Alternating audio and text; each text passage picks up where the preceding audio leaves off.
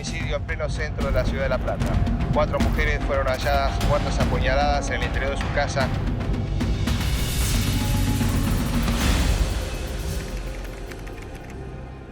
Bueno, la familia Barreda era una familia típica, normal, platense, clase media, un poquito alta.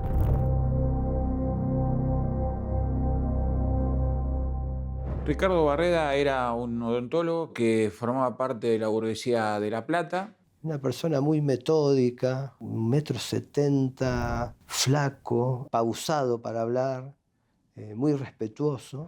Esa era la imagen que daba, ¿no?, a la gente y a sus clientes. La suegra, jubilada, había sido maestra y directora de una escuela. Gladys era asistente social, se había recibido de maestra. Y bueno, las chicas, una era odontóloga, Cecilia, que ya estaba empezando a ejercer, y Adriana se había recibido de abogada y de escribana. Era una familia normal, o sea, de repente todo lo que pudo haber ocurrido, salvo un círculo muy próximo, nadie podía llegar a imaginar el desenlace que tuvo.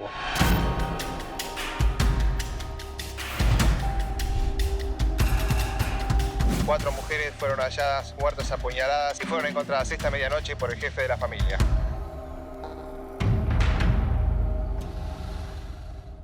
La dinámica familiar era medio un enjambre de cosas, ¿no? Porque esa familia nunca funcionó bien, hubo muchas separaciones, no se entiende, nunca se va a entender por qué estaban todos juntos, porque bueno, nosotros tenemos una versión, la versión de Barreda, que es el único que sobrevive, que obviamente está plagada de mentiras, pero tampoco tenemos la posibilidad de tener testimonios de las víctimas. Pero la familia era un loquero porque Barreda tenía una vida paralela en todo momento, desatendía todos los quehaceres que tenía que hacer como padre, como marido, y bueno, después venían las respuestas. Era una pelea constante. En esa casona había una separación de hecho, faltaba la línea divisoria, pero él vivía en una parte de la casa y las mujeres en otra. Y ya Barreda tenía su vida social propia, incluso tenía novias. Barreda siempre tuvo una vida paralela. Y Barreda era un cazador de escopeta. A los 16 años ya tuvo su primera escopeta. Él iba siempre detrás de las presas. Y yo creo que a las mujeres las veía de esa forma. Él siempre se tenía que mostrar ganador, tenía que conquistar. Y si vos entrabas al consultorio de Barreda, posiblemente algo iba a pasar. Recuerdo haber accedido a testimonios de amigas de las hijas que decían que les costaba mucho ir a la casa y que porque él era un baboso, me acuerdo de decir, y mano larga, que iban cuando sabían que no estaba. Barreda llegó a tener muchas mujeres. Cuando yo le pregunté, me dice, tuve pocas, pero mucho tiempo. Y en realidad no fue tan así, tuvo muchísimas. Pasa que, bueno, esos amoríos esporádicos no los contaba. Su primer infidelidad fue durante la luna de miel, con una empleada del hotel al que habían ido. Tuvo amantes relativamente conocidas de la familia porque en un momento se compartían los círculos. Ellos cuando eran novios compartían, cuando salían juntos compartían círculos. Y él tuvo, por ejemplo, a la última amante, a Hilda, pertenecía al círculo de amigos de él. Pasa que él la conocía hace 20 años y llegó recién a tener relación con ella el último año, el último verano antes de los crímenes. La familia era consciente de esta situación. Porque él no tenía ningún problema en ocultarse.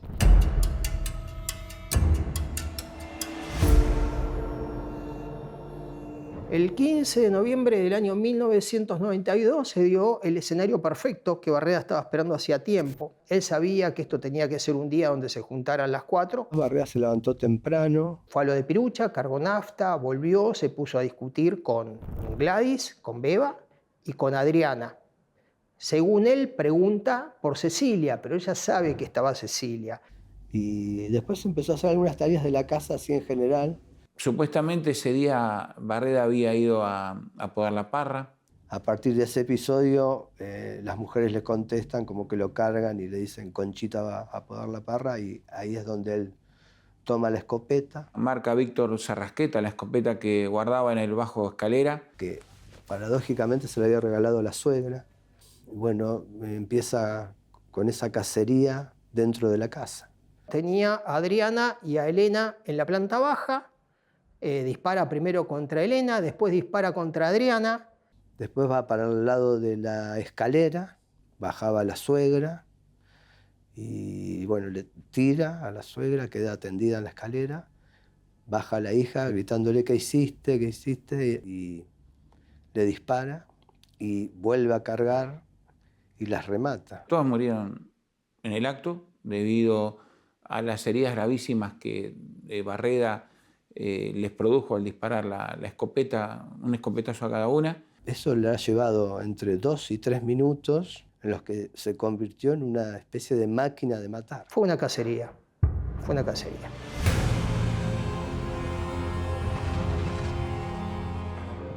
Después de los crímenes, contempló la escena, subió, se bañó, se cambió, agarró la ropa y desarmó la escopeta. Cuando desarma la escopeta, lleva la escopeta así y la va a poner en el baúl de su Ford Falcon y Beto, el vecino de enfrente, lo estaba mirando y lo saluda. Deja su casa, Descarta la escopeta. se va al cementerio de La Plata, a la tumba de sus padres. Después va al zoológico. Y a las 4:30 de la tarde, como había planificado, pasa a buscar a Hilda, a su última amante, en libertad. Y se van a Punta Lara. En Punta Lara, él cuenta que la deja a la novia ahí y le dice, yo voy a hacer unas cosas y vuelvo para no implicarla en el ocultamiento del arma, porque él lo que hace es saca la escopeta del baúl del Falcon, se interna en el arroyo en la vera del arroyo, y tira ahí el resto del arma y de los cartuchos. Ya por la tarde van a un hotel alojamiento del casco céntrico de La Plata y después van a comer a una pizzería que hoy sigue estando, muy conocida, Bachi. La deja a su novia en la casa y vuelve a la escena del crimen. Él quería tener todo el itinerario, la coartada perfecta. Entonces tenía que ir a todos los lugares y tener testigos de todos lados.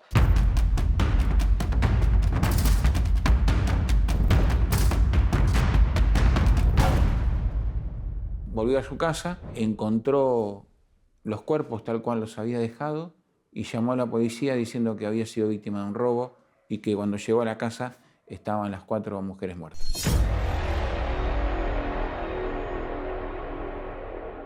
La policía con lo que se encuentra es uno de los panoramas más atroces que se puede imaginar una persona. Un reguero de sangre, ¿no? Hasta en los techos, charcos de sangre, las mujeres tendidas. Y el subcomisario Petty observó que tenía una actitud que no se condecía con haber perdido a toda la familia. En la escena del crimen él parecía un perito más. Es más, hacía suposiciones, lo llevaba al fondo, decía, podrían haber entrado por acá. Porque él decía que le habían entrado a robar. Él había hecho una especie de simulacro de robo, había desordenado la casa para hacer creer que fue un robo. El comisario, bueno, lo lleva por toda la casa y cuando llega a la parte donde vivía él, su cuarto estaba inmaculado. Como Barreda, que era tan meticuloso, tan obsesivo del orden, se olvidó que también para fingir un robo tenía que desordenar sus ámbitos. Cuando le preguntan usted dónde duerme, la habitación de él estaba perfecta, y usted dónde atiende, el consultorio de él estaba perfecto. Y ahí es donde llama al juez que estaba de turno y le dice, no, llévenlo a la comisaría en carácter de morado y esperen a ver que ya era sospechoso, firme, ¿no? No tengo nada que decir. ¿Nada que decir? ¿Ningún comentario? ¿Tiene idea quién puede haber asesinado a su familia? ¿Está amenazado, señor Barreda? La policía enseguida empieza a mirarlo raro, ¿no? Pero no había indicios, entonces lo llevan para declarar. Ahí lo que cuenta el subcomisario Petty es que estuvo, creo que 2 días en la comisaría y tuvieron muchas charlas. Él le llevaba cigarrillos, se le hizo el amigo. En un momento le pregunta si él había hecho un curso de homicidios en el Colegio de Abogados de La Plata. Y ahí Barreda reacciona y dice, ¿cómo? ¿Pero qué les dijo eso? Como que se enoja Barreda. Y ahí le hace el juego de cambiar información. Bueno, vos decime dónde tiraste la escopeta y yo te digo qué abogado llamó acá para darnos ese dato. Y ahí es donde se quiebra Barreda, queda detenido, se le dicta la preventiva y se hace el juicio oral en 1995. Andá a hacer eso, dice, andá a limpiar, que los trabajos de Conchita son los trabajos que te quedan mejores. Y mi hija me hace ahí como el remedio de la voz, dice, no entiende, no entiende. No entiende, dice la madre, y se ríen entre las dos. A todo eso voy a buscar el asunto del casco, vengo con la escopeta y disparo. Para el juicio oral cambió la defensa.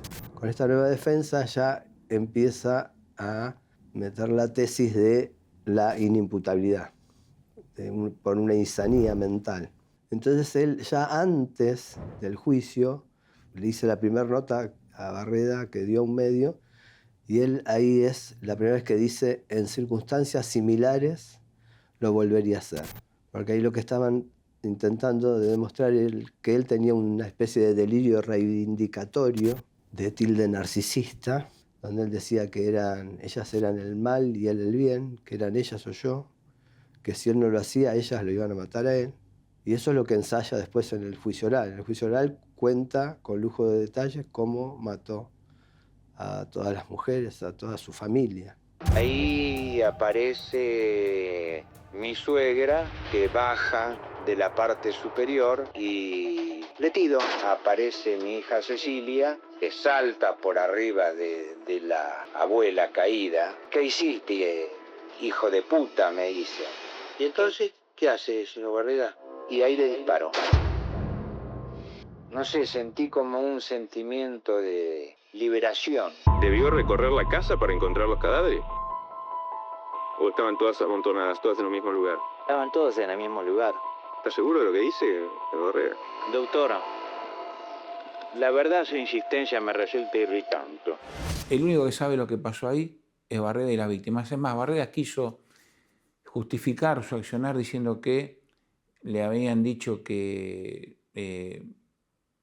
fuera a podar la parra o a sacar las telarañas también. Eso fue otro argumento que dio, que estaban en el techo y cuando le ordenaban ese tipo de tareas decían que eran trabajos que hacía Conchita. No sé, siento como una especie de rebeldía. Digo, bueno, entonces el Conchita no va a limpiar nada a la entrada.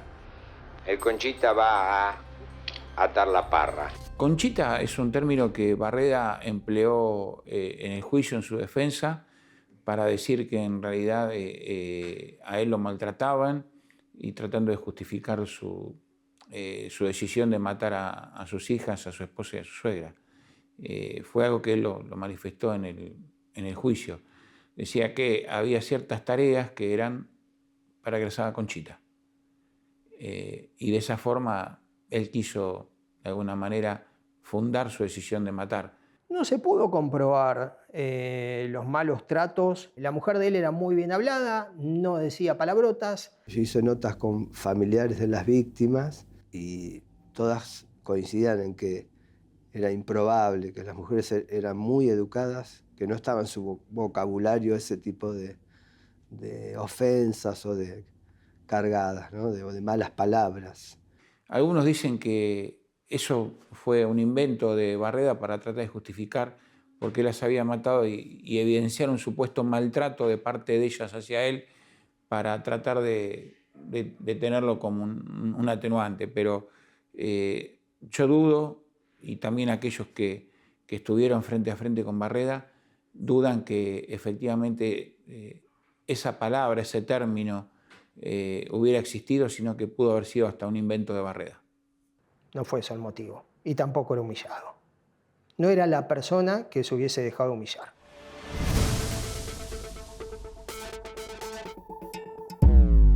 Él nunca se dispuso a cortar una parra, él nunca iba a sacar las telarañas, él nunca iba a hacer nada de eso.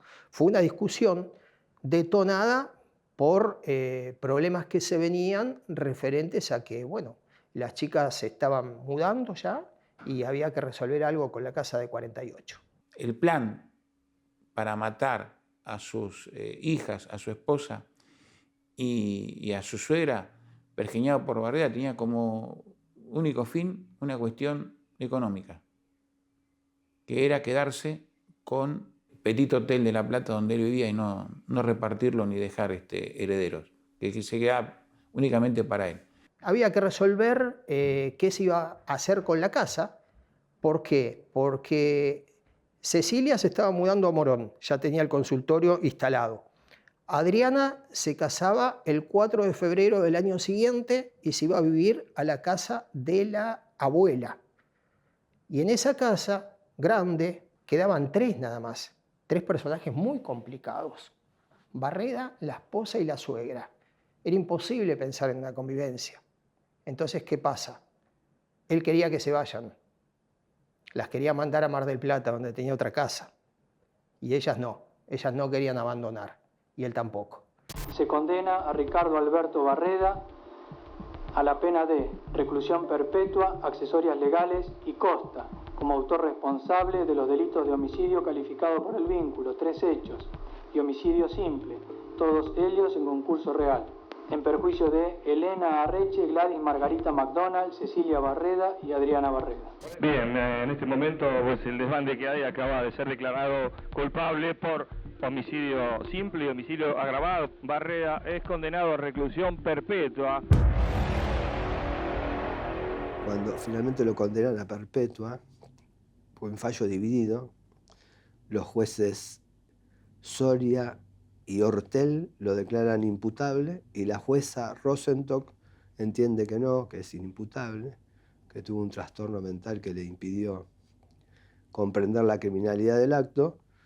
La jueza entendía que Barreda era peligroso y que no podía estar en una cárcel común, sino que tenía que estar en un instituto porque tenía un cuadro, un cuadro psiquiátrico muy severo que era peligroso. Y para él y para terceros. Bueno, fue condenado a reclusión perpetua por triple homicidio calificado en perjuicio de la mujer y las hijas, y por la suegra el delito que se le imputó es el de homicidio simple, porque no había por entonces, no existía la figura del femicidio. En este momento Barreda ya está siendo trasladado a las dependencias de la alcaldía para subir al camión celular que lo llevará a la unidad penitenciaria 909. Los primeros años de Barreda en la cárcel no la ha pasado tan mal porque bueno, esa sociedad tan distinta a la de hoy, se había generado una grieta y había gente que estaba a favor y en contra de Barreda, increíble, pero era así. Y en la cárcel algunos lo respetaban. Él siempre tuvo una diferencia porque era una persona instruida, él siempre tuvo asistencia psicológica, elegía a las psicólogas que quería que lo atiendan, se enamoró de las 3, les escribía poemas. Después los compañeros siempre lo respetaron.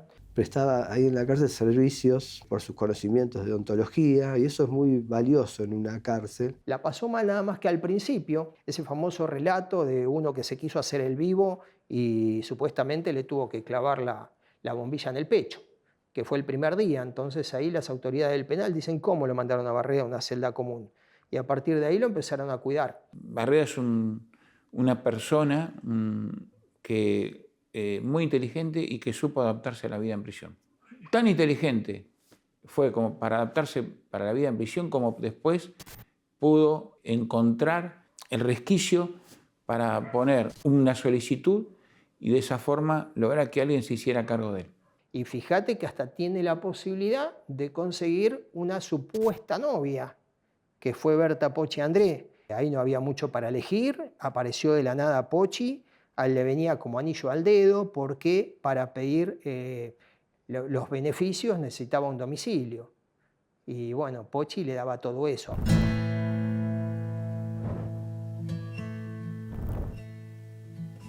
¿Se imagina como su mujer dentro de unos años? ¿A quién? A ver. ¿A la gordita? Y puede ser.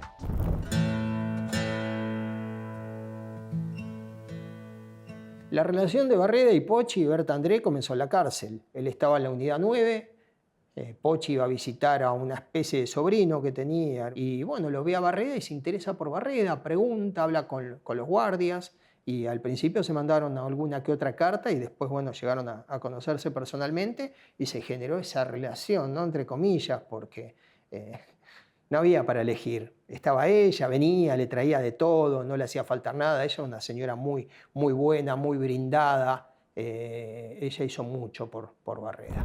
Y Barreda, con esta inteligencia que él había desarrollado, logra seducir a Berta, a Pochi, y de esa forma logra que Berta se haga cargo como garante de su libertad o de su prisión domiciliaria.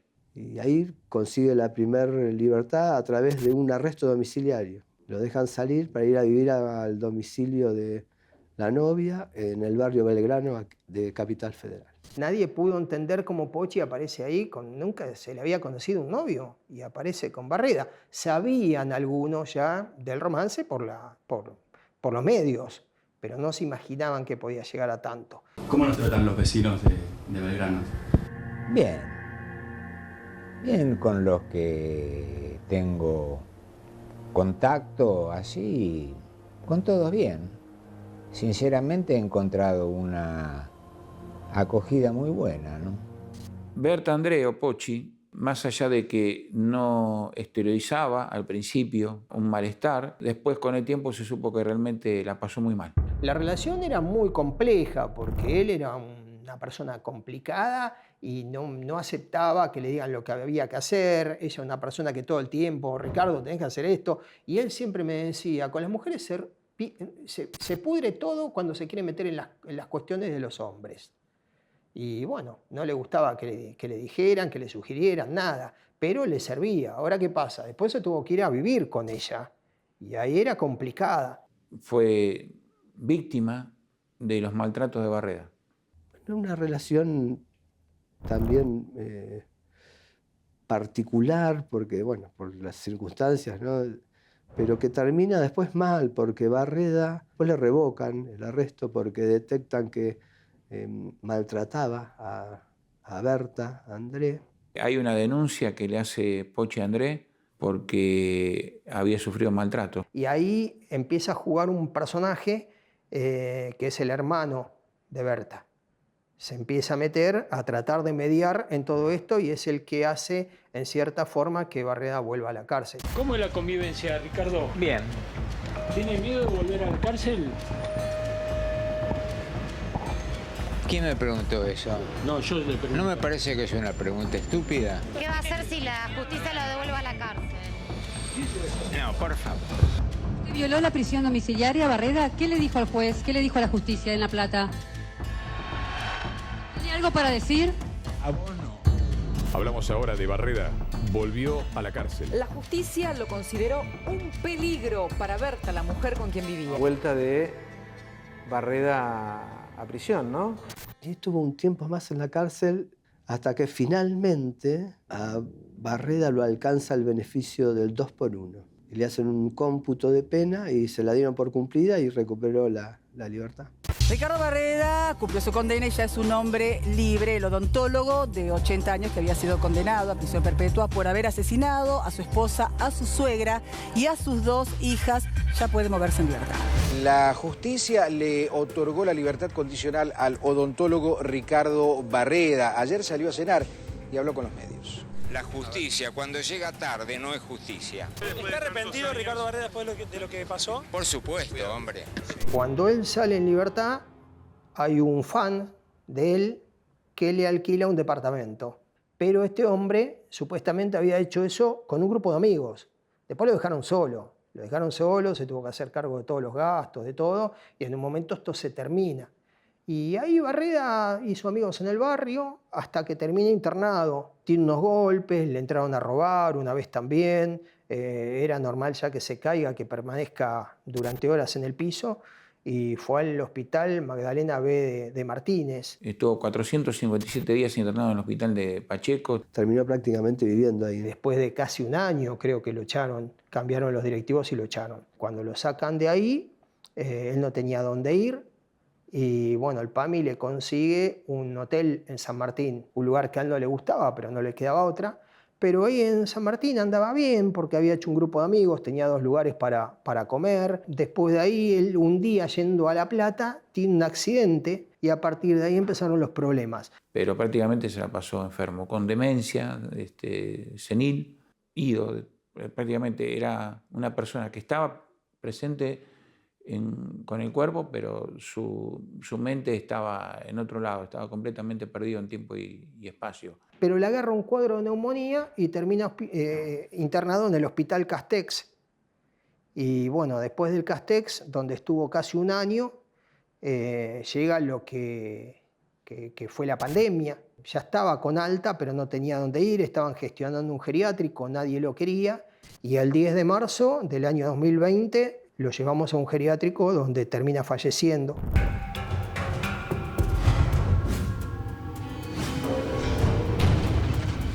Murió Barreda, el odontólogo que había matado a toda su familia.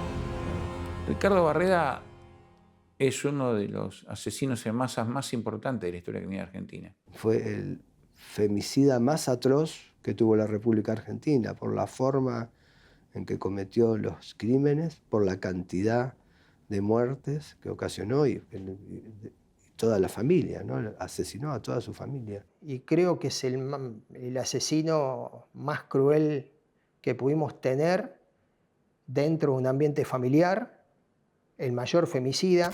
Es algo espantoso, porque mató a las hijas, mató a la mujer, mató a la suegra. Y lo más llamativo de todo fue que parte de la sociedad lo entendió, lo justificó.